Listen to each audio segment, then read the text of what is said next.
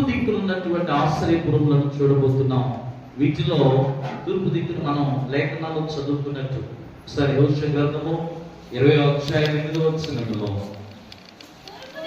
తూర్పు దిక్కున యోర్దాను అవతల యెరికోనంత రూబేనీయుల గోత్రముల నుండి మైదానం మీదనున్న అరణ్యములోని బెసేరును, గాదీల గోత్రముల నుండి గిలాదులోని రామోతును, మనష్షీల గోత్రముల నుండి బాషానులోని గోలానును నియమించెను. కనుక ఈరోజు మనము తూర్పు దిక్కున్నటువంటి వాటిలో మొదటిది బెసేరును మనము జ్ఞాపకం చేసుకున్నాం. తెలుగులో బెజేర్ అంటున్నారు లేదా బెసేరు. బెసేరు అంటే అర్థం ఏంటంటే దాచబడుట లేదా దాచి ఉంచుట. బెసేరు అనే అర్థం ఏంటంటే మనము దాచబడి ఉండుట. విశ్వాసి అయినా క్రైస్తవుడైనా దేవుని సహాయం కోరుతూ ఆయన ఎదురు వచ్చేటువంటి వారిని ప్రభు ఆయనలో దాచి ఉంచుతాడు. ఆయనలో దాచి ఉంచుతాడు అనేటువంటి సత్యాన్ని మనం జ్ఞాపకం చేసుకోవాలి. ఒకసారి మనము 91వ సంకీర్తన మొదటి వచనాన్ని మనం చదువుకుంటే, మహోన్నతుని చాటున నివసించువాడే సర్వశక్తుని నీడను విశ్రమించువాడు కదా. మహోన్నతుని చాటున నివసించువాడు అంటే మహోన్నతుడైనటువంటి దేవుని దగ్గర మనమందరము దాచబడాలి. ఎందుకు దాచబడాలి? మనం ఆయన నీడలోనికి ఎందుకు వెళ్ళాలి? మనము ఆయన యొక్క శిలువ నీడలో ఎందుకు దాచబడాలంటే ఆయన దగ్గరే మనకు జీవం ఉంది. ఆయన దగ్గరే మనకు జీవము, నిత్య జీవము. ఆయన దగ్గరే మనకు అవసరమైనటువంటి సమస్తమైనటువంటి సంపద ఆయన దగ్గరే ప్రభువు దాచి ఉంచాడు. కనుక మనము ఆయన నీడలోనికి మనము దాచబడాలి. ఆయన నీడలోనికి వెళ్ళాలి. కొలస్సీలకు రాసినటువంటి పత్రికలో 3వ అధ్యాయము 3వ వచనాన్ని మనం జ్ఞాపకం చేసుకుంటే, మీరు భూ సంబంధమైన వాటి మీద మనస్సు పెట్టుకొనకుడి, ఎలయనగా మీరు మృతి పొందితిరి, మీ జీవము క్రీస్తుతో కూడా దేవుని యందు దాచబడి ఉన్నది. అపోస్తలుడైన పౌలు గారు మాట్లాడుతూ కదా, మీరు మృతి నొందితిరి. జీవము ఎవరికి? క్రీస్తులో మృతి నొందినటువంటి వారికి. అనగా పాప విషయంలో చనిపోయి క్రీస్తు విషయంలో జీవింపు చేసేటువంటి వారికి దేవుడు ఏం చేస్తాడు? ఆయనలో దాచి వారికి జీవమును ఆయన అనుగ్రహిస్తూ ఉన్నాడు. కనుక బెసేరు అంటే అర్థం ఏంటంటే ఆయన నిన్ను దాచి ఉంచుతాడు. ఆయన రెక్కల నీడలో దాచి ఉంచుతాడు. ఆయన సిలువ నీడలో నిన్ను దాచి ఉంచుతాడు. ఆయన బలమైనటువంటి దుర్గములో ఆయన నిన్ను దాచి ఉంచుతాడు. ప్రాకారమైనటువంటి పట్టణములలో దేవుడు నిన్ను ఆయన నీడలో దాచి ఉంచుతాడు. అయితే మనం ఏం చేయాలి? పాప విషయంలో మనము మృతి నొందాలి. పాప విషయంలో మృతి నొంది బెసేరనేటువంటి అనగా దాచబడేటువంటి పట్టణమైనటువంటి క్రీస్తు యందుకు మనం రాగలిగితే, కీర్తనాకారుడైన దావీదు తాను చేసిన పాపమును ఎరిగినటువంటి వాడై దేవుని ఒక ప్రార్థన చేస్తున్నాడు. ఆ ప్రార్థనలో ఈ పదం రాయబడింది, బెసేరు అనేటువంటి పదము. 32వ సంకీర్తన, కీర్తన గ్రంథము 32వ సంకీర్తన 7వ వచనం, నా దాగు చోటు నీవే, శ్రమలో నుండి నీవు నన్ను రక్షించెదవు, విమోచన గానములతో నీవు నన్ను ఆవరించెదవు. నా దాగు చోటు అక్కడ ఏం రాస్తారంటే బెసేరు అనే పదం రాస్తారు. దావీదు మాట్లాడుతున్నటువంటి తన పాపం గురించి మాట్లాడుతూ, నీ ఎదుట నా పాపం కప్పుకొనక నీ ఎదుట నా అతిక్రమములను ఒప్పుకుంటేనే అని చెప్తున్నాడు. ఇక నా దాగు చోటు నీవే. దాగు చోటు ఎవరు? మనం ఎక్కడ దాక్కోవాలి? ఎక్కడ దాగి ఉండాలి? ఎక్కడ నివసించాలి? ఎక్కడ నిలబడాలి? ఈ లోకంలో ఎక్కడైనా దాగలమా? ఎక్కడ దాగలం? వరదలు వస్తుంటే ఎత్తైనటువంటి బిల్డింగ్ మీదకి వెళ్ళిపోతారు. ఇల్లు కాలిపోతుంటే కదా సురక్షితమైనటువంటి నివాసంలోనికి, స్థలంలోనికి వెళ్ళిపోతుంటాం. మన ప్రాణాలకు ప్రమాదం పొంచి ఉన్నప్పుడు ఆ ప్రమాదానికి దూరంగా వెళ్ళిపోయి ఎక్కడో దాగి ఉంటాం. ఇప్పుడు దావిదన్నట్టుగా నా దాగు చోటు బెసేలు అనగా ఆయనే మన దాగు చోటు. మనం దాగి ఉండవలసిన చోటు ఏదంటే మనుషుల దగ్గర కాదు, బంధువుల దగ్గర అస్సలు కాదు, ఈ లోకపరమైన స్నేహితుల దగ్గర కాదు, ఈ లోకపరమైన అధికారుల దగ్గర కాదు. మనకు వారి దగ్గర దాగు చోటు లేదు, నెమ్మది లేదు, సమాధానం లేదు, క్షమాపణ లేదు, ఆనందం లేదు. దాగు చోటు అనే మాట వచ్చింది కాబట్టి దావీదు భక్తుడు ఈ దాగు చోటు గురించి 4 విషయాలు జ్ఞాపకం చేస్తున్నారు. అవి జ్ఞాపకం చేసి నేను ముగిస్తాను. దాగు చోటు అంటే అర్థం ఏంటి అంటే 5-6 విషయాలు ఉన్నాయి, కానీ మనకు సమయం సరిపోదు కాబట్టి ముఖ్యమైనవి 4 జ్ఞాపకం చేస్తాం. మొట్టమొదటిది దాగు చోటు అంటే the place of hidden. The place of hidden, ఆయన తన నీడలో. దాగు చోటు అంటే అర్థం ఏంటంటే ఆయన మనలను తన నీడలో దాచి ఉంచుతాడు. ఆయన మనల్ని ఎక్కడ దాచి ఉంచుతాడు? తన యొక్క నీడలో. తన నీడలో దాచి ఉంచుతాడు అంటే ఆయన నీడలోనే మనకు కాపుదల ఉన్నది అని అర్థం. యేసుక్రీస్తు ప్రభువారు ఆదివారంలో మనం ధ్యానం చేస్తున్నాం. నా గొర్రెలు నా స్వరము వినును, అవి నన్ను వెంబడిస్తాయి, వాటిని నా చేతుల్లో నుండి ఎవడును అపహరింపలేడు. అపహరింపలేడంటే ఏ గొర్రెలైతే నా ఇంటికి వస్తాయో, నన్ను వెంబడిస్తాయో, నాతో పాటు ఆ గొర్రెలు నా వెనకాల నడుస్తూ ఉంటాయో, అవి నా గొర్రెలు, నా స్వరం వింటాయి, నన్ను వెంబడిస్తాయి. ఏ ఒక్కడు కూడా వాటిని నా నుండి ఏం చేయలేడు, దూరం చేయలేడు, అపహరింపలేడు. కనుక ఇప్పుడు నా దాగు చోటు నీవే అని దావీదు మాట్లాడుతున్నప్పుడు బెసేలు అనేటువంటి ఆశ్రయపురము ఆయన మన దాగు చోటు అంటే మనకు కాపుదల ఎక్కడుందంటే దేవుని యొక్క నీడలోనే కాపుదల. ఆయన దగ్గర కాకుండా మరి ఎక్కడా నీకు కాపుదల లేదు, ఎక్కడ కాపుదల లేదు. నీ బిడ్డలకు ఎక్కడ కాపుదల, నీ భర్తకు ఎక్కడ కాపుదల, నీ కుటుంబానికి ఎక్కడ సంరక్షణ, నీ సంతానానికి ఎక్కడ కాపుదల ఉంటుందంటే నువ్వు అనుకుంటావు మనుషుల దగ్గర కాదు. మనుషుల దగ్గర అంతకంటే లేదు, దేవుని దగ్గరే మనకు కాపుదంటే దాగు చోటు ఆయనే. ఆయనే మన దాగు చోటు. దాగు చోటు అంటే దాగుకోవడం అంటే పాపాన్ని బట్టి, చేసిన అపరాధాన్ని బట్టి, అవమానాన్ని బట్టి, కలిగినటువంటి భంగపాలను బట్టి దాక్కోవడం కాదు. చాలా మంది దాక్కోవడం అంటే తప్పు చేసి వచ్చి దేవుడి చాటు దాక్కోవడం నేర్చుకుంటున్నాను ఈనాడు. హలో, తప్పు చేసి వచ్చి దేవుడి చాటు దాక్కోవడం కాదు దాగు చోటు అంటే. దాగు చోటు అంటే అది కాదు.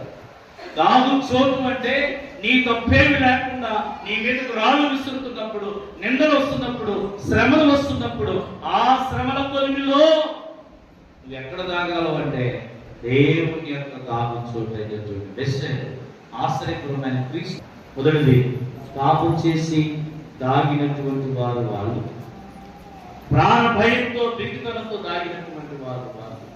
మూడవది తన మామకు దుర్పాఠం చెప్పడానికి, తన ఉనికిని కాపాడుకోవడానికి దాగినటువంటి స్త్రీ. ఈ ముగ్గురు దాగి ఉండటం బెసేరుగా. నా దాగు చోటు అంటే పాపం చేసి వచ్చి దేవుని దగ్గర దాక్కోవడం కాదు. రెండవది ప్రాణ భయంతో దేవుని దగ్గర దాక్కోవడం కాదు. మూడవది తన లోక సంబంధమైన ఉనికిని కాపాడుకోవడానికి, తన సొంత బుద్ధిని, జ్ఞానాన్ని ఆధారం చేసుకుని ముసుగు వేసుకున్న స్థితి కానే కాదు. ఇక్కడ దావీదు నా దాగు చోటు నీవే అని చెప్తున్నాడు. అంటే కారణం ఏంటంటే పాపం చేసి దాక్కోవడం కాదు, పాపానికి ప్రాయశ్చిత్తపడి పశ్చాత్తాపడి ఆ పాపాన్ని విడిచిపెట్టి వచ్చి అప్పుడు దేవుని దగ్గర దాక్కునేదే దాక్కుచో. ఎందుకంటే దేవుడు నీతిమంతుడు, ఆయన పరిశుద్ధుడు. అక్కడ పాపానికి చోటుందా? నువ్వు పాపం చేసి వచ్చి దాక్కోవడానికి, తల దాచుకోవడానికి కాదు ఇవి.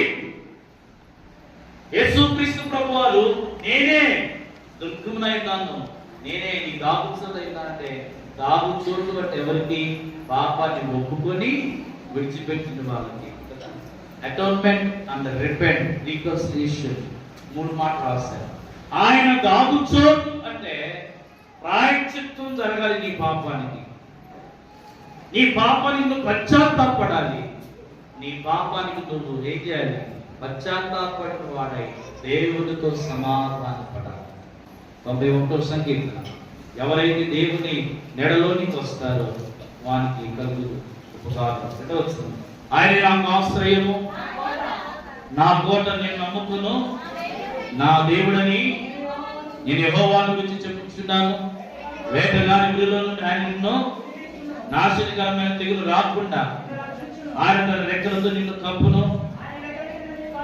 రాత్రి వేళ కలుగు భయమైనను, పగటి వేళ ఎగురు ప్రాణమైనను, చీకటిలో సంచరించు తెగులైనను, మధ్యాహ్నమందు పాడు చేయి రోగమైనను. ఇవన్నీ ఈ వాగ్దానాలు ఉంటాయంటే పాపం ఒప్పుకొని విడిచిపెట్టి ప్రభు నీడలోనికి వచ్చిన వాళ్ళకి ఈ వాగ్దానం.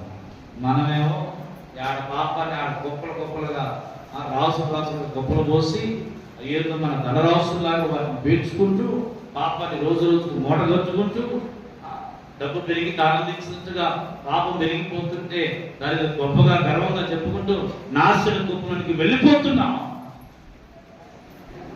దేవుని వార్తలు నాకు ఉన్నాయి కదా నీ సంతలు ఎగరేస్తున్నాను. తప్పు. దేవుడు దాగుచుంటే బెస్సేరే ఆయనే మనం దాగుచుంటే ఎవరికి? పాపాన్ని ఒప్పుకొని విడిచిపెట్టి దేవునితో సమాధాన పడిన వారికి ఆయన దాగుచోటు. ముందు ఆయన దగ్గర పరిగెత్తేటప్పుడే నీకు ఏం రావాలి? పాపానికి ప్రాయశ్చిత్తం, పశ్చాత్తాపం నీళ్ళు రావాలి. ఆయన దగ్గరకు వస్తున్నామంటే పశ్చాత్తాపంతో రావాలి. అలా వచ్చిన వాడికి దేవుడు ఎప్పుడు కూడా దాగుచోటే. అయ్యా నువ్వే నాకున్నావు, ఇక నువ్వుగా ఎవరున్నారు, నాకు నువ్వే కాపాడాలి, నువ్వే బ్రతికించడానికి అని దేవుని దగ్గరికి వస్తే అప్పుడు ఆయన నీకు దాగుచోటు. ప్లేస్ ఆఫ్ ఇడెన్ మొదటి. రెండవది, ఆయన నా దాగుచోటు అని మాట్లాడుతున్నప్పుడు రెండవ మాట దాగుచోటు అంటే ద ప్లేస్ ఆఫ్ కంఫర్ట్, ఆదరణ కలిగించే స్థలము. మొదటిది, ఆయన నిన్ను తన నీడలో కాపాడే స్థలమే ఆయన దాగుచోటు అంటే. రెండవది, ఆయన నా దాగుచోటు అంటే రెండవది ఆయన ఆదరణ కలిగించేటువంటి స్థలం అది. అంటే దేవుడి నీడలో ఆదరణ దొరుకుతుంది, నెమ్మది దొరుకుతుంది, సమాధానం దొరుకుతుంది. ఇప్పుడు దావీదు అంటున్నాడు, నేను నా పాపాన్ని ఒప్పుకొని విడిచిపెట్టి పశ్చాత్తాపం నుండి దేవునితో సమాధాన పడ్డాను, ఆయన నీడలో ఉన్నా బాగా ఉంది. కానీ నా శత్రువు నా మీదకి బాణాలు వేస్తున్నాడు. నా భగవారు నన్ను ద్వేషించేటువంటి వారు, నా హితులు కాని వారు నా మీదకు కారణం లేకుండా ఓరకొరకు నేను నిందలు వేసుకున్నప్పుడు మనకేం కావాలి? ఆదరణ కావాలి. కనుక నా దాగుచోటు అంటే ఆదరణ కలిగించే స్థలము. ఎవరిని బట్టి? ఇతరులు నీ మీద నీ విషయంలో చేసే పాపాలు ఉన్నాయి, ఇతరులు నీ మీద తీసుకొచ్చే నిందలు ఉన్నాయి, శ్రమలు ఉన్నాయి. అసలు నీ ప్రమేయం లేకుండానే నీ మీదకి కొన్ని వాదులు వస్తున్నప్పుడు ఆ సమయాన దేవుడు నిన్ను ఆదరిస్తాడు. పేతురు రాసిన మొదటి పత్రికలో 3వ అధ్యాయము 9వ వచనాన్ని మనము జ్ఞాపకం చేసుకుందాం. ఆశీర్వాదమునకు వారసులవుటకే మీరు పిలువబడితిరి కనుక కీడుకు ప్రతి కీడైనను దూషణకు ప్రతి దూషణైనను చేయక దీవించుడి. యేసుక్రీస్తు ప్రభువారు కీడుకు ప్రతి కీడు చేయలేదు, దూషణకు ప్రతి దూషణ చేయలేదు. ఆయన ఏం చేశాడు? మీరేం చేస్తున్నారు? వీరెరుగురు కనుక వీరిని క్షమించును, నేడు నీ నాకు కూడా నిత్యముగా పరదైసులో ఉండు అని దేవుడు దీవించాడు. కనుక బెసేరు అంటే మన దాగుచోటు. ఆయన దాగుచోటు అంటే ఆయన రెక్కల నీళ్ళు కాపాడుతాడు. నీ పాపను ఒప్పుకొని విడిచిపెట్టి సమాధానం పడితే.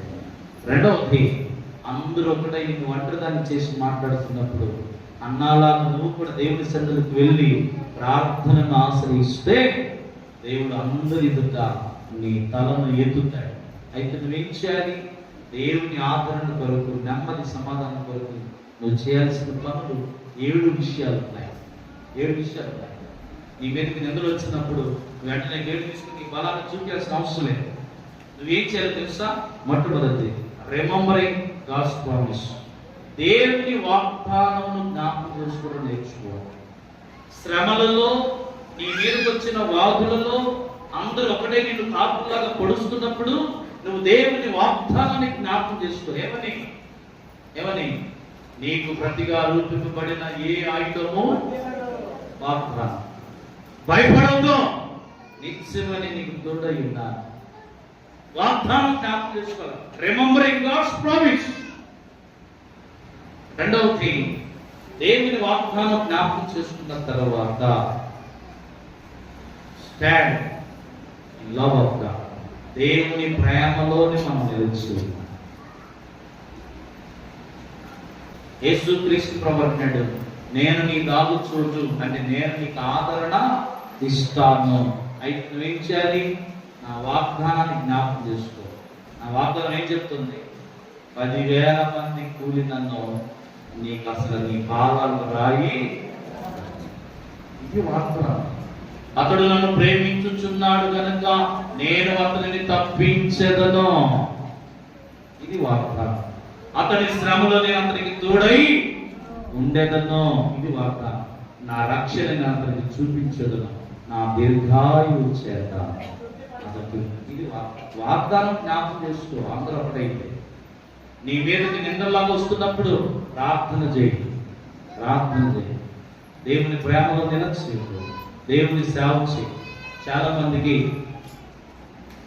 ఒక రకమైనటువంటి యాటిట్యూడ్ ఉంటుంది అన్నమాట. కోపంలో కొన్ని వింత పనులు చేసుకుంటారు. కొంతమందికి కోపం ఎక్కువైందనుకోండి, నోరు ఏమవుతుంది? లూజ్ అయిపోతుంది, టంగు లూజ్ అయిపోతుంది, ఇష్టం వచ్చినట్టు మాట్లాడిపోతుంటారు. ఇక భర్త, భార్య, తండ్రి, పిల్లలు చూడకుండా ఏమవుతారు? కొంతమంది కోపం వచ్చింది అనుకోండి, అసలేమన్నారు. ఏం చేస్తారు? ఓర్నో, టీవీనో, బీదెలనో, గిన్నెలనో పగలు కొడుతుంటారు. మూడవది ఉంది, బాగా కోపం వస్తే టీవీ ముందు పోయి రిమోట్ నొక్కుతా కష్టం. ఇది మూడవది. నాలుగవది, బాగా కోపం వస్తుంది అనుకోండి, ఎక్కువ తినేస్తా ఉంటుంది. గిన్నెలు వేసుకొని రాక్షసి తిన్నా చూసారా? ఆ తిండి తింటా ఉంటారు. ఎందుకని? నా తోడు కూడా నన్ను ఉచితాడుతున్నా అంది. అందుకే ఏం చేస్తారు? రిమోట్ తీసుకొని కసారు కొండలో అన్నం వేసుకొని విసుగు దాన్ని తెచ్చా ఉంటారు. పడుతుంది. కోపం వచ్చినప్పుడు రకరకాల ఎంత ప్రవర్తనలు ఇవి. కానీ క్రైస్తవుడు ఏం చేయడానికి లేదు. క్రైస్తవుడు ఏం చేయాలా? దేవుని వాక్యాన్ని ధ్యానించాలి. దేవుని వాగ్దానాన్ని జ్ఞాపకం చేసుకోవాలి. దేవుని ప్రేమలో నిలిచి ఉండాలి. కానీ మనం అలా చేయనప్పుడు దేవుని ఆదరణ, ద ప్లేస్ ఆఫ్ కంఫర్ట్, దేవుడు ఆదరించేటువంటి స్థలము, ఆయన దాగు చోటులోనికి మనం వెళ్ళలేకపోతున్నాం. దేవుని ఆదరణ తిడితే రాదు. దేవుని ఆదరణ దూషిస్తే రాదు. దేవుని ఆదరణ అవతల వాడు కీడు తగలాలని శపిస్తే రాదు. మరి ఎప్పుడు వస్తుంది? దేవుని ఆదరణ ఆయన వాక్యానికి లోబడి జీవించినప్పుడు ఆవస్తుంది. కనుక మొదటిది, ద ప్లేస్ ఆఫ్ హిడెన్, ఆయన తన రెక్కల నీడలో మనం దాచుతాడు. రెండవది, ద ప్లేస్ ఆఫ్ కంఫర్ట్, ఆయన మనలను ఆదరిస్తాడు. కనుక నిందలు వచ్చినప్పుడు నువ్వు ఎగిరిపోవాల్సిన అవసరం లేదు. నిలబడు, వాక్యంలో ప్రేమలో నిలిచిండు, ప్రార్థన చేయి, వాగ్దానాన్ని జ్ఞాపకం చేసుకో, దేవునికి సేవ చేయటం వెనుక తీయక దేవుని స్తుతించడం నేర్చుకోవాలి. కనుక మనకు భక్తులు చాలా మంది కనబడుతున్నారు పరిశుద్ధ గ్రంథంలో. పౌలు శీలలకు శ్రమలు వచ్చాయి. ఇప్పుడు నేను చేసిన పనులు ఏమన్నా వాళ్ళు చేశారు, వాళ్ళు చేశారా అంటే అప్పుడు టీవీ లేవనుకో. పౌలు శీలలకు నిందలు వచ్చినాయి, వాళ్ళని బెత్తాలతో కొట్టారు, బంధించారు. పేతురు యోహానులను బెత్తాలతో కొట్టారు, బంధించారు. శద్రకు మేషకు అబేద్నెగోలను బంధించారు. దానియేలును సింహపు బోనులో బంధించారు. ఇప్పుడు వాళ్ళ మీదకు నిందలు వచ్చే శ్రమలు వచ్చాయి. మరి వాళ్ళు దోషులకు ప్రతి దూషణ, కీడుకు ప్రతి కీడు చేశారా? ఎందుకు చేయలేదు? మోగొల్ల లేకపోతే ఓపిక లేదా, శక్తి లేదా? ఓపిక ఉంది, బలం ఉంది, శక్తి ఉంది. దేవుడికి వచ్చినటువంటి ఆ ప్రవచన స్థితి వారికి ఉన్నప్పటికీ కూడా వాళ్ళు దూషణకు ప్రతి దూషణ చేయక ఏం చేశారు? దేవుడిని స్తుతించారు.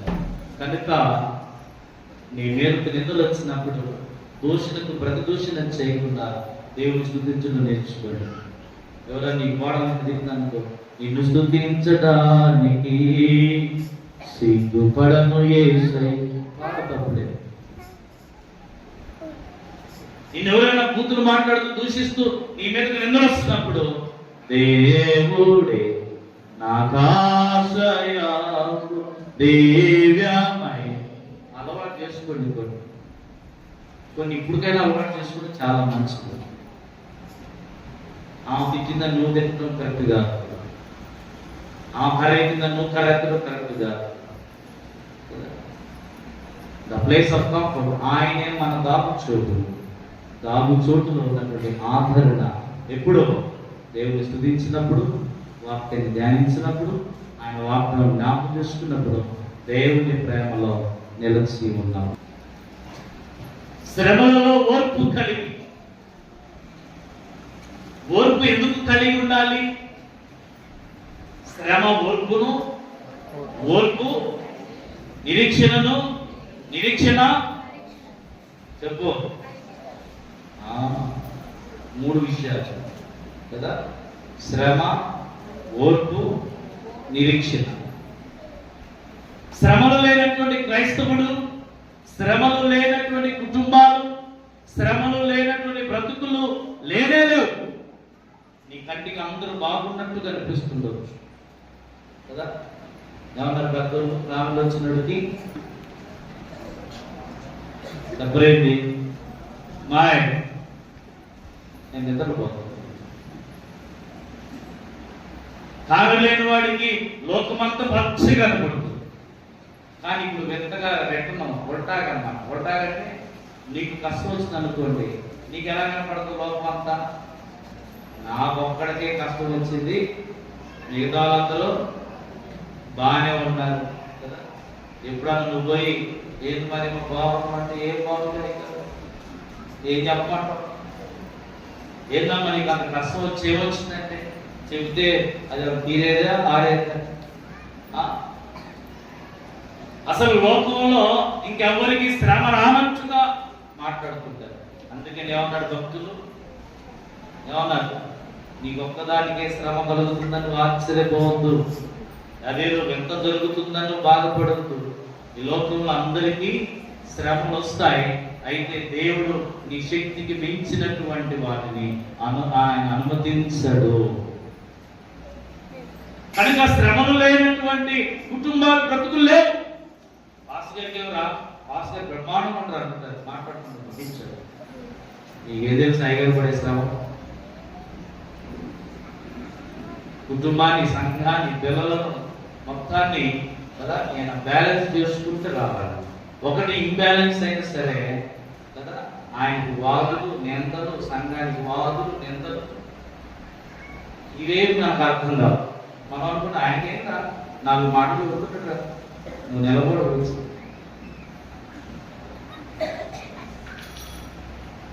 భాస్కర్కి ఏమి అర్థం, లేకపోతే ఆయనకేమరా సర్పంచ్ గారు ఆయనకేనా శ్రమలు లేనటువంటి కుటుంబాలు, ఇబ్బందులు పడినటువంటి బ్రతుకులు లేవు. అయితే ఏం చేయాలి? శ్రమలలో, ఇబ్బందులలో సహించటం నేర్చుకోవాలి, ఓర్పు నేర్చుకోవాలి. ఓర్పు అనేటువంటిది దేవుని మీద మనం నిరీక్షిస్తున్నాం. ఓర్చునే మనం ఓర్చుకోవట్లా, చేతగాను ఓర్చుకోవట్లా. ఇప్పుడు పౌరశీలలో ఎందుకు ఓర్చుకున్నారు? ఎందుకు ఓర్చుకున్నారు?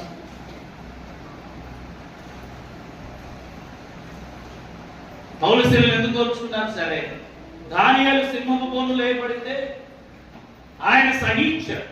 శత్రులకు మెషిక అబద్ధములు సహించారు. ఎందుకు? పారిపోవడం కాలు చేతులువా? వాళ్ళు కూడా తప్పించుకోవడానికి మార్గాలు ఎదుర్కొనవచ్చు. యోసేపు చేస్తే గొంతులో పడేస్తారు. గొంతులో పడేస్తే యోసేపు మాట్లాడా? ఓర్చుకుంటాడు. చెరసాలలో పోయిన తర్వాత పానరాయిగా అధిపతి దాక్షారసం ఇచ్చే గిన్నిచ్చేవాడు అన్నాడు, నేను బయటికి పోయిన తర్వాత గురు నేను జ్ఞాపకం చేసుకుంటా గురు, అసలు నేను మర్చిపోయాను. వాడు కూడా మర్చిపోయాడు. శ్రమలు దాటిపోతున్నాం అనే లోపు శ్రమలు మనల్ని వెంటాడుతూ ఉండగా మనము సహించుటలో ఓర్పుకు కలిగాలి. మన ఓర్పు మనకు బలం లేదని కాదు, మన ఓర్పు మనకు చేత కాదు అని కాదు. మన ఓర్పు ఎందుకంటే మనం సహిస్తున్నామంటే దేవుని మీద మనం నిరీక్షణ కలిగి ఉన్నామని అర్థం. దేవుని మీద నిరీక్షణ కలిగి ఉన్నాం. దేవుని మీద నిరీక్షణ కలిగి ఉన్నామని అర్థం ఏంటిది? ఒకటి, మనము ద ప్లేస్ ఆఫ్ జాయ్, మనము దేవునిలో ఆనందించాలి. పౌలు గారు అంటాడు కదా, మరలా చెప్పుదును ఆనందించుడి. శ్రమలలో మనం సహిస్తున్నాం అంటే శ్రమలలో మనం ఆనందిస్తున్నాం అని అర్థం. శ్రమలలో ఎందుకు ఆనందిస్తున్నాం? పేతురు యోహానులు బెత్తముతో పట్టగా వారు బయటకు ఎలా వెళ్ళారు చూద్దాం. అపోస్తలుల కార్య గ్రంథం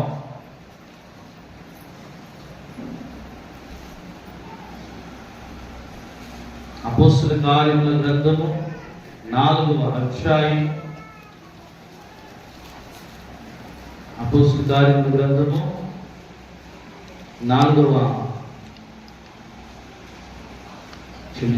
5వ అధ్యాయం 4వ వచనం. వారు అతని మాటకు సమ్మతించి అపోస్తలులను పిలిపించి కొట్టించి యేసు నామమును బట్టి బోధింపకూడదని ఆజ్ఞాపించి ఆ నామము కొరకు అవమానం పొందుటకు పాత్రమని ఎంచబడినందున వారిని పిలిపించి కొట్టించి ఆజ్ఞాపించి హెచ్చరించారు. కానీ వారు దేవుని నామమునకు అవమానం పొందుట దేనికి అర్హులమని ఎంచబడినందున. దేనికి అర్హులం ఆగి ఉండాలా? దేవుని నామమునకు కదా. మనం పేతురు యోహానులు ఆయన నామానికి ఇదిగో మన సువార్త చెబుతున్నప్పుడు మనకు నిందలు కలుగుతున్నాయి.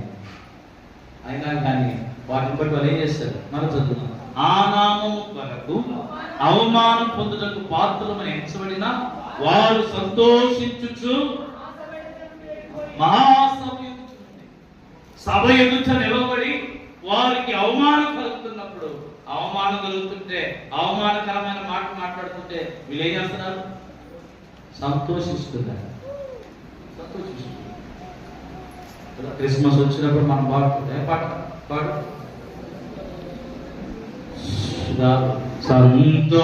సంతోషించుడి సంతోషించు ఒక వింతకు కీర్తన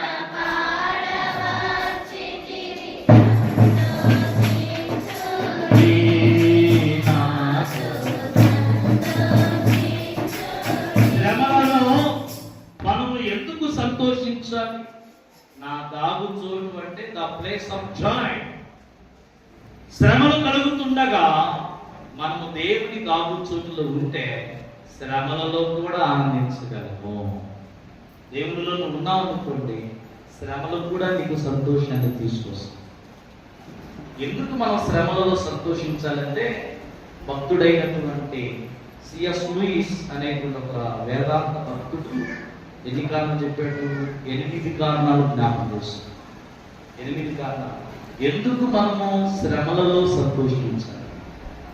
అందులో లాస్ట్ది 8వ కారణం మనం జ్ఞాపకం చేసుకుంటే, ఎందుకు మనం శ్రమలలో సంతోషించాలంటే, He cared for us. ఆయన మన గురించి శ్రద్ధ తీసుకుంటున్నాడు. మనము శ్రమల పాలవుతున్నప్పుడు దేవుని నామమునకు అవమానముగా మనము ఎంచి ఆ అవమానంలో శిక్షలలో మనం భాగమవుతున్నప్పుడు దేవుడు మనలను చెయ్యలు పెట్టడం లేదు.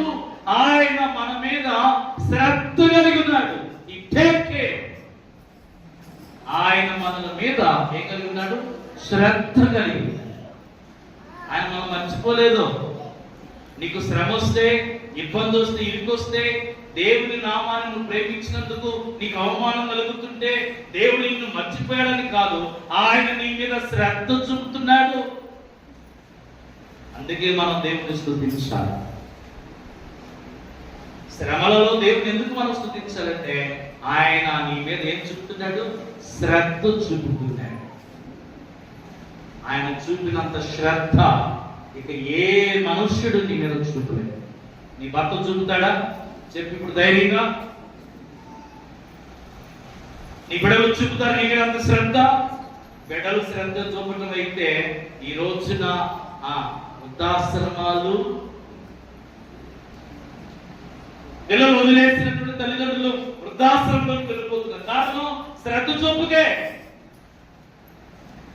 దేవుడు చూపేంత శ్రద్ధ ఏ మనుష్యుడు చూపటి లోకంలో. అందుకనే శ్రమలలో మనం ఎందుకు సంతోషించాలంటే, ఆయన మన తండ్రి ఉన్నాడు. రెండవది, ఆయన మనం కాపాడుతాడు. మూడవది, ఆయన నమ్మదగిన వాడు. నాలుగవది, ఆయన న్యాయవంతుడు. ఐదవది, ఆయన మన మీద శ్రద్ధ చూపుతున్నాడు. నీ తండ్రి నిన్ను విడిచిపెడతాడా? నువ్వు శ్రమలో ఉన్నావనుకోండి, సపోజ్ కొడుకుగా నువ్వు శ్రమలో, కూతురుగా నువ్వు వేదన ఉన్నప్పుడు నీ తండ్రి నిన్ను వదిలిపెడతాడా? నీ తండ్రి నిన్ను వదిలిపెట్టడు. ఏం చేస్తాడు? తప్పు కొడుకుదైనా కానీ కాసేపు చూసి చూసుకుంటాడు. ఇక అవతల వాడు శుద్ధి మిస్తున్నప్పుడు ఏమంటాడు?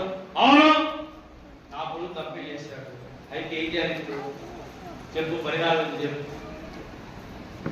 తండ్రి కూడా కొంత మట్టుకే సహిస్తాడు, తప్పు తన కుమారుడిదైనా.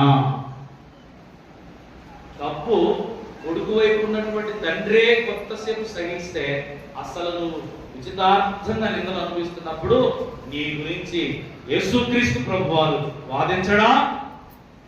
నీ గురించి ఆయన యుద్ధం చేయడా? నిన్ను పట్టించుకోకుండా వదిలేస్తాడా? తప్పు చేసిన వాడు బట్టే మాట్లాడే తల్లిదండ్రులు ఉన్నాయి లోకంలో. అసలు దేవుని కోసం, ఆయన నామం కోసం అవమానం పొందేటువంటి నీ గురించి యేసుక్రీస్తు ప్రభువారు ఆయన నీకు చెయ్యి వదిలిపెట్టాడని ఎలా అనుకుంటారు? అందుకనే శ్రమలలోనైనా ఇబ్బందులలోనైనా యథార్థంగా ఉండు, నీతిగా ఉండు, న్యాయంగా ఉండు. ఎందుకనగా దేవుడు మనకు తండ్రిగా ఉన్నాడు. ఆ తండ్రి నమ్మకమైన వాడు, ఆయన నీతిపరుడు. నాలుగవది, ఆయన మన మీద శ్రద్ధ కలిగి ఉన్నాడు. 115వ సంకీర్తనలో కీర్తనకారుడు ఇక్కడ జ్ఞాపకం చేసుకుంటూ ఉంటాడు. 10వ వచనం నుంచి, అహరోను వంశస్థులారా, యెహోవాను నమ్ముకున్నాడు, ఆయన వారికి సహాయము, వారికి కేడము. యెహోవాయందు భయభక్తులు గలవారు కదా, ఆయన వారికి సహాయము. ఆయన యెహోవా మమ్మును, ఆయన మమ్మును ఆశీర్వదించును. యెహోవా మమ్మును కనుక మొదటిది నా దాగు చోటు. బెసేలు అంటే ఆయనే మన దాగు చోటు. మొదటిది హిడెన్ ప్లేస్, ఆయన రెక్కల నీడలో మనం దాచుకుంటాడు. ఎప్పుడు మన పాపాలు మనం ఒప్పుకొని విడిచిపెడితే. రెండవది, అందరూ కలిసి ఏకముగా ఉంచినా కానీ దేవుడు నీకు ఆదరణ కలిగిస్తాడు. ఎప్పుడు దోషణకు ప్రతి దోషం నువ్వు చేయకుండా కదా, ప్రార్థనలో వాక్యంలో బలపడుతూ. మూడవది, ద ప్లేస్ ఆఫ్ జాయ్, దేవుడిలో ఆనందించడం అంటే డాన్సులు, షికారులు లేదా వ్యర్థమైన ముచ్చట్లు కాదు. దేవుడిలో ఆనందించడం అంటే ద ప్లేస్ ఆఫ్ జాయ్ అంటే దేవుని కొరకు నువ్వు నిందలు పడుతున్నప్పుడు అప్పుడు సంతోషించు. ఇప్పుడు మీ గుండెల మీద చేసుకుని చెప్పండి, యథార్థంగా చెప్పండి, దేవుని కోసం నువ్వు ఎన్ని నిందలు పొందావు? హలో,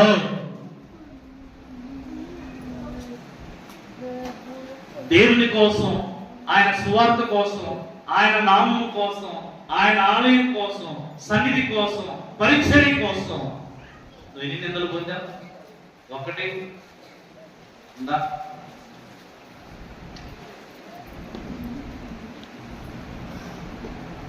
అయ్యా ఇదిగో నా దేవుని కోసం నేను ఇదిగో ఒక్క నింద నేను ఆ రోజు అనుభవించాను. ఆ స్థితి ఉంటే ఇప్పుడు ఆనందించవచ్చు, సంతోషించండి. దేవుడు మీ అంద శ్రద్ధ కలిగి ఉంటాడు. ఎందరూ పొందడం అంటే నోరు తొందరపడి మాట్లాడో, పాదములు కాలుచారో, తొందరపడి మనము చేయడానికి పనులు చేసి అందుకు మనం దూషించడం, శిక్షించడం అందుకు శ్రమలు కాదండి. దేవుని కోసం శ్రమ పడటం నేర్చుకోండి. దేవుని నామం కోసం అవమానాలు పొందడం భాగ్యంగా ఎంచండి. దేవుని కోసము హింసలను మనం పొందాలి. అలనాటి రోజులలో గర్భిణీ స్త్రీని 9 నెలలు ఇండు చూలాలని గ్రౌండ్లో నిలబెట్టి దున్నపోతూ వదులుతున్నప్పుడు అది చూస్తూ ఉన్నటువంటి మనుషులు ఏం చేయలేకపోతున్నప్పుడు 9 నెలలు గర్భిణీ పరిగెత్తగలరా?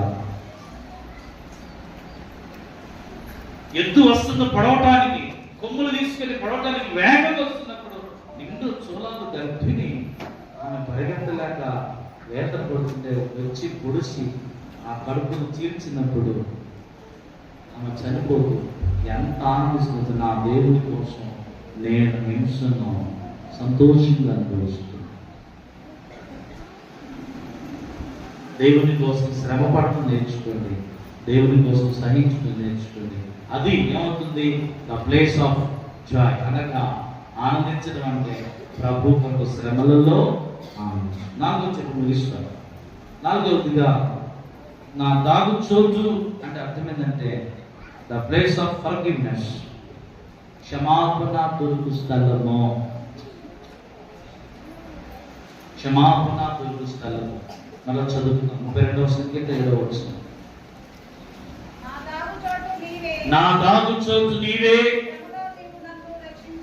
శ్రమలో నుండి నీవు నన్ను రక్షించదువు, విమోచనాగాములతో నీవు నన్ను ఆవరించదు. నా దాగు చోటు నీవే, ద ప్లేస్ ఆఫ్ ఫర్గివ్నెస్. నా దాగు చోటు నీవే అంటే అర్థం ఏంటంటే మనకు క్షమాపణ దొరికేటువంటి స్థలం, క్షమాపణ దొరికేటువంటి స్థలం. అందుకే యోహాను రాసిన మొదటి పత్రికలో మొదటి అధ్యాయంలో 8-9 వచనాలను మనం జ్ఞాపకం చేసుకున్నప్పుడు మనము పాపము లేని వారమని చెప్పుకుని ఎడల మనలను మనమే మోసపుచ్చుకుందుము, మనలో సత్యం ఉండదు. మన పాపములను మనం ఒప్పుకుని ఎడల ఆయన నమ్మదగిన వాడును నీతిమంతుడును గనుక ఆయన మన పాపములను క్షమించి సమస్త దుర్నీతి నుండి మనలను పవిత్రులుగా. నాలుగది నా దాగు చోటు అంటే ద ప్లేస్ ఆఫ్ ఫర్గివ్నెస్. దావీదు బత్షెబాతో పాపం చేశాడు, ఆమెకు భర్తగా ఉన్న ఉరియాను చంపించాడు. తనది కాని దానిని దోచుకుని తనదిగా చేసుకోవడానికి నరహత్యించేదాన్ని కూడా వెనకాడలేదు కాదు. ఆ పాప విషయమై దేవుని దగ్గర పశ్చాత్తాపడుతూ 32:4 వచనంలో దేవారాంతులు నీ చెయ్యి నా మీద బరువుగా ఉండెను, నా సారము వేసవి కాలం ఎండిన ఛాయను, నా దోషమును కప్పుకొనక యెహోవా సన్నిధి నా అతిక్రమములు, నీవు నా పాప దోషము. ఎప్పుడైతే ప్రవక్త వెళ్ళి ఆ మనుషుడు నువ్వే నిత్యమును మరణానికి పాత్రమని చెప్పగానే దావీదు వెంటనే తన పాపాన్ని కప్పుకోవడానికి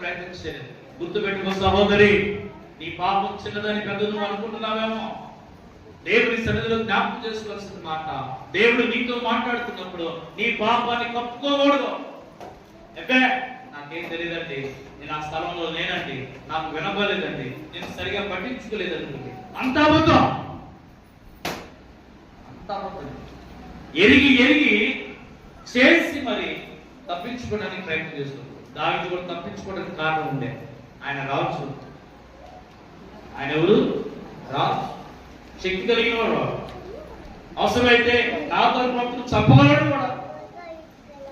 కానీ దావీదు తప్పించుకోవడానికి ఎన్ని మార్గాలు ఉన్నా తప్పించుకోవడానికి మార్గాలు వెతకలేదు, ఒప్పుకోవడానికి మార్గం వెతికాడు. ఈ రోజున నా దాగు చోటు నీవే అంటే విశ్వాసం ఏం చేయాలా?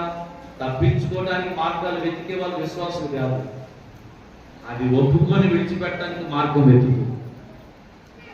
దేవుడు నీకు మార్గాన్ని బయలుపరుస్తాడు.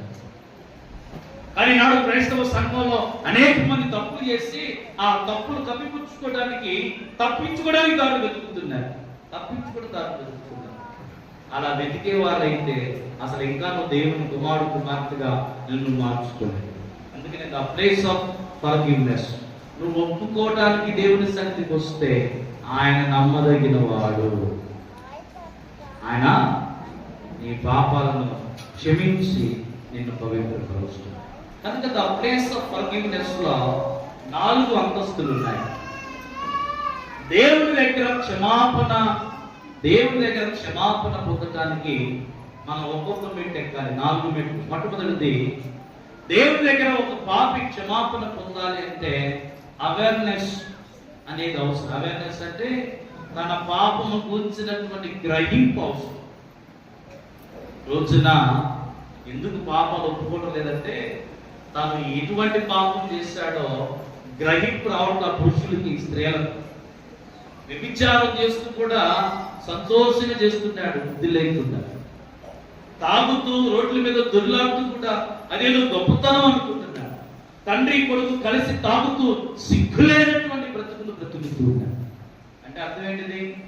ఈ రోజున దేవుని పిల్లలు దేవుని కృప పొందొచ్చు, దేవుని ఎంత పాపాలు ఒప్పుకోవడానికి రావాల్సిన వీళ్ళు పాపం కూర్చున్నటువంటి గ్రహింపు లేక రోజున. అందుకనే మనకు ఆశీర్వాద సంబంధమైన బోధలు బాగా వినబడుతున్నాయి, కానీ వినపడాల్సినటువంటి బోధ ఏంటి? నీ పాపం ఒప్పుకోలు గురించి వినపడాలి. నీ పాపం నీలో ఆశీర్వాదం వస్తుంది. పాపాన్ని ఒప్పుకొని విడిచిపెడితే దేవుని ఆశీర్వాదం వస్తుంది. కనుక ఈ రోజున సంఘానికి ఏ వాక్యం అవసరం అంటే నీ పాపాన్ని నువ్వు గ్రహించు. తప్పిపోయిన కుమారుడు దేశాంతరాలు వెళ్ళాడు, డబ్బులు ఖర్చు చేశాడు, దేశాలతో తిరిగాడు, అన్ని ఇస్రారాజ్యం తీసుకున్నాడు. డబ్బంతా అయిపోయింది, తినడానికి ఆహారం లేదు, 19 పొట్టు కూడా దొరకలేదు. అప్పుడు తన పాపం ఏంటో, తన తప్పేందో గ్రహించుకున్నాడు. ఈ రోజున మనిషి పాతాళానికి పోతున్నా కానీ ఇంకా తెలియట్లా. ఒక పక్క నుంచి కుటుంబాలు నాశనం అవుతున్నా తెలియట్లా. ఒక పక్క నుంచి రోగాలు, దేవుడు దెబ్బలు కొడుతున్నా కానీ గ్రహించుకోలేకపోతున్నారు. ఏది గ్రహింపే? పిల్లలు ఆగైపోతున్నారు, గ్రహింపుంటుందా? ఇంట్లో రోగాలు పడి వస్తున్నారు, గ్రహింపుంటుందా? ఒక పక్క నుంచి కుటుంబాలు బలహీన పడుతున్నాయి, గ్రహింపుంటుందా? పాపాలను సమర్థించుకునే స్థితి ఉంటే దేవుడు నిన్ను క్షమించు. నువ్వు ఏం చేయాలా? తప్పించుకోవడానికి మార్గం కాదు, ఒప్పుకొని విడిచిపెట్టడానికి మార్గం కావాలా. అయితే దేవుడు నీ పాపాన్ని క్షమించాలంటే పాపం యొక్క గ్రహింపు నీకు ఉండాలి. అవును, నేను తప్పు చేస్తాను, నేను పాపం. దావీదు ఏమన్నాడు? అయ్యా నీకే, కేవలము నీకే. ఎవరు సంకేతం చదువుతారు? దేవా నీ కృప చొప్పున నన్ను కరుణింపుము, నీ వాత్సల్యత బాహుల్యం చొప్పున అతిక్రమములను తుడిచివేయము, నా దోషము పోవునట్టు నన్ను బాగుగా కడుగు, నన్ను పవిత్రపరచుము, నా పాపం ఎల్లప్పుడు నా ఎదురు చూన్నది, నీకు కేవలము నేను పాపము నీ దృష్టి ఎదుచా, కావున ఆజ్ఞ ఇచ్చినప్పుడు తీర్పు తీర్చున్నప్పుడు నీకే విరోధంగా పాపం చేశాను. అసలు పాపం చేసింది ఎవరితో? బత్షెబాతో. నరహత్య చేసింది ఉరియాను. కానీ అంటాడు కదా, నీకు విరోధంగా చేశాను. మొదట నీకు విరోధంగా చేశాను. ఆ విరోధ సంబంధమైన క్రియలే కనబడుతుంది.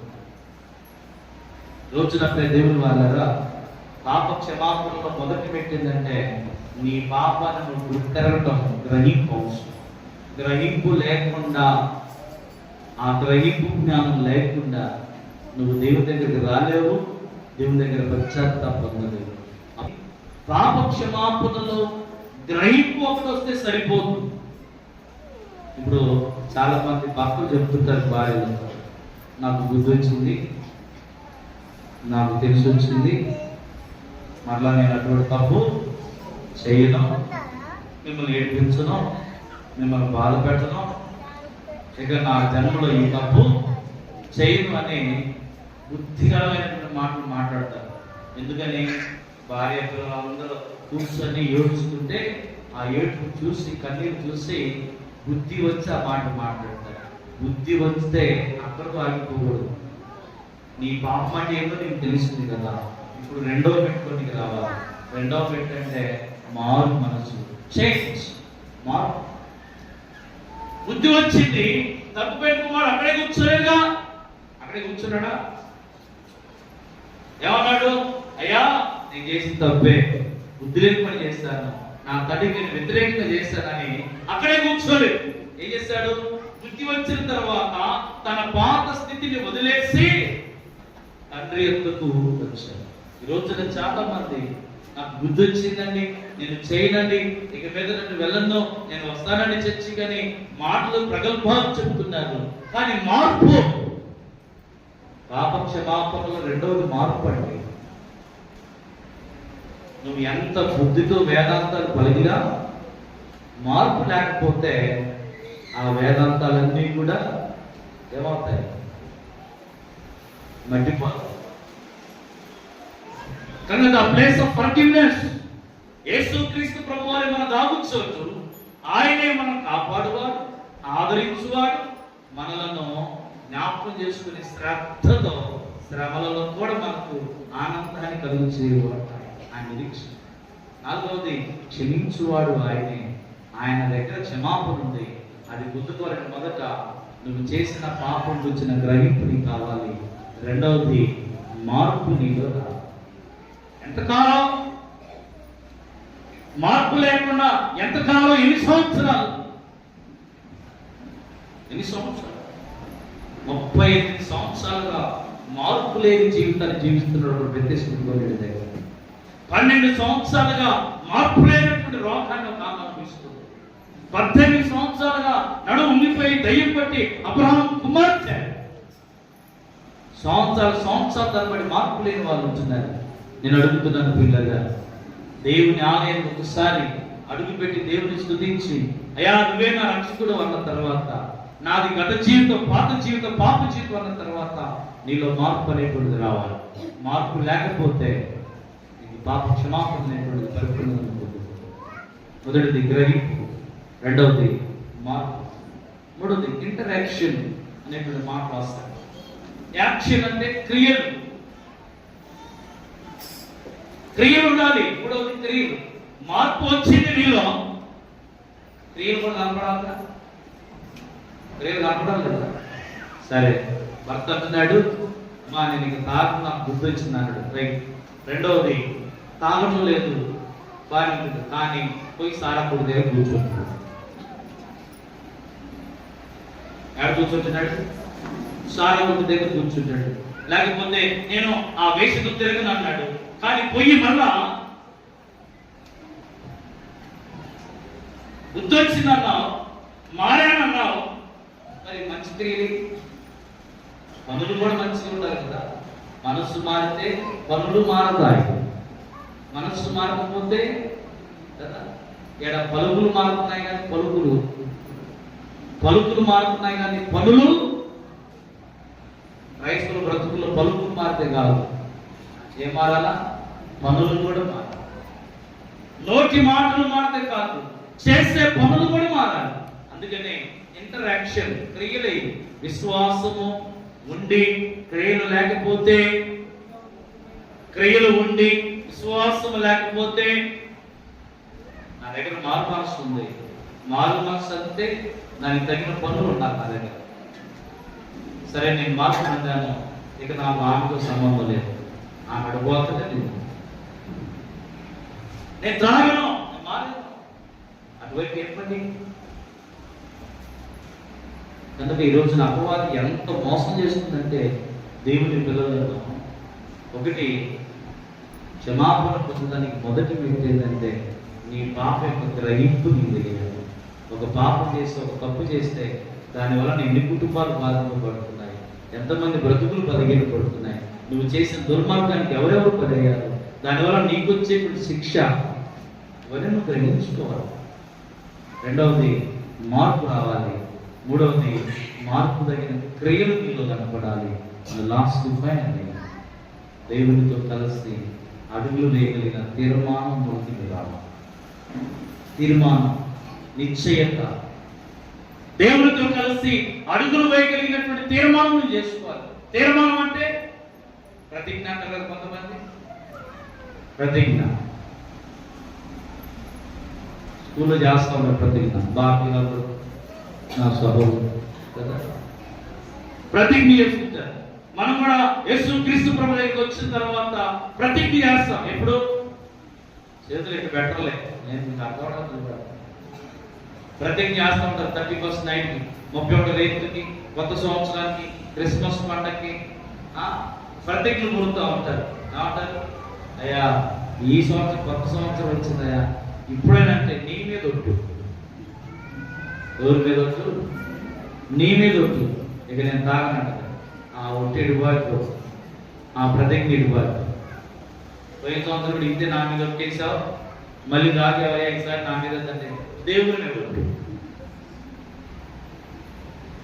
ప్రతిజ్ఞ చేస్తూ ఉంటారు. చేయను, తాగను, పోను, మాట్లాడను, చూడను. తీర్మానాలు, తీర్మానాలు, ప్రతిజ్ఞలు అంటే ఆ క్షణానికి తప్పించుకోవడానికి కాదు. నీ ప్రతిజ్ఞలు నువ్వు ఒక్కసారి దేవుని ఎదుట మాట ఇస్తున్నావు అంటే అది ఎవరికి ఇస్తున్నట్టు? ఎవరికి? దేవునికి మాట ఇస్తున్నట్టు. దేవునికి మాట ఇచ్చినప్పుడు చాలా జాగ్రత్తగా ఉండాలి, లేకపోతే తగిన మూల్యం చూసుకోవాలి.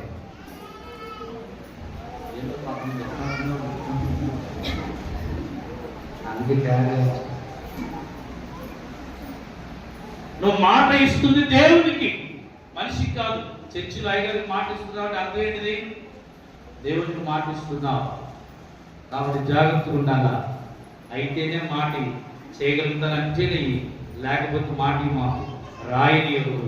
రాసిన తర్వాత మాటలు తప్పొద్దు, చెప్పిన తర్వాత మాటలు దొర్లించొద్దు, దాటిపోవద్దు. దానికి తగిన మూల్యం చెల్లించవచ్చు.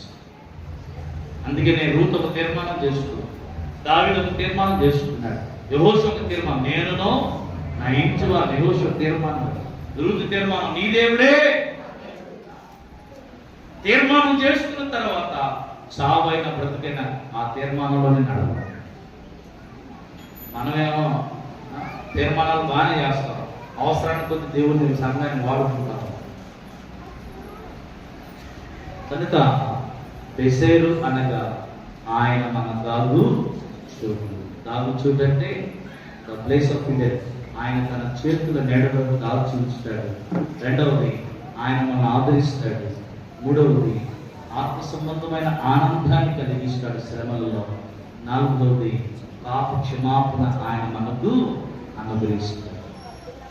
లాస్ట్ది ద ప్లేస్ ఆఫ్ కమ్యూనికేషన్, అంటే దేవునితో సత్సంబంధాన్ని బలపరిచే స్థలం అది. The place of communication with God. దాగు చోటుకు దావీదు 5 రకాల మాటలు జ్ఞాపకం చేసుకుంటున్నాడు. కనుక ప్రియులారా, పాపం చేసి దాక్కోవద్దు. దేవుని కొరకు శ్రమపడండి. ఆ శ్రమ ఒక భాగ్యంగా ఎంచండి. దేవుని కొరకు హింసించబడిన వారు అంత సాక్షులు ఎంతమంది మన ముందుకు వెళ్ళారు జ్ఞాపకం చేసుకుంటూ దేవుని దగ్గరికి వచ్చిన వారు కనుక మార్పుతో, మారు మనసు తగిన పలుకులతో దేవుని కొనసాగుదాం. దేవుని దగ్గర మాట ఇచ్చి తీర్మానం చేసుకుని దేవుని కొరకు మనం అడుగులు వేద్దాం. అటువంటి దేవుని కృప, పరిశుద్ధాత్మ దేవుడు మనందరికీ దయచేయను గాక. ఆమేన్.